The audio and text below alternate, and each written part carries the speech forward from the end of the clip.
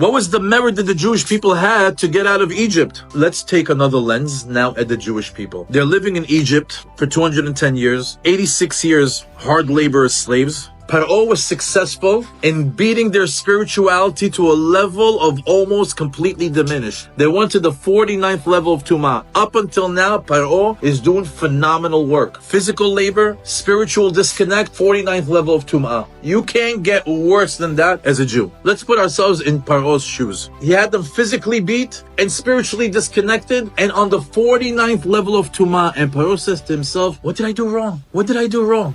What is it? What is it? What is the one thing I didn't attack? What is the one thing? What is it that I missed over here? I thought I did everything wrong. How did I mess up? And all of a sudden, Paro has this aha moment. He finally understands, says, I know what it is. He says, yes, halal ovdei avodah zara, ve'halal ovdei avodah zara. They were exactly like the Egyptians, except for what? Except for shalal. Except for three things that the Jewish people did not change while they were in Egypt. Shalal stands for Shem, Lashon, Livush. They never changed their name, they never changed their language, and they never changed their dress. As a matter of fact, now this explains the pasuk in Shirat Hayam. When Paro says, Erdof, Asig, Achalek, Shalal.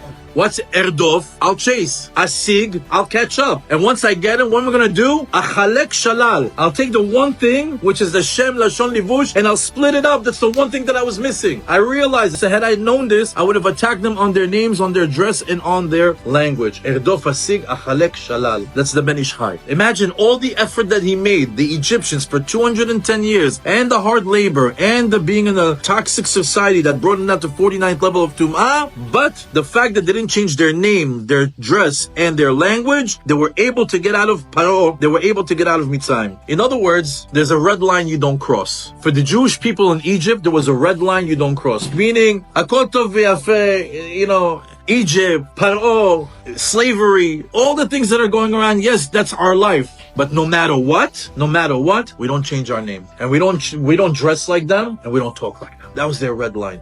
And in the merit of that red line, the merit that they didn't, transgress on the shalal, they were able to get out of Egypt.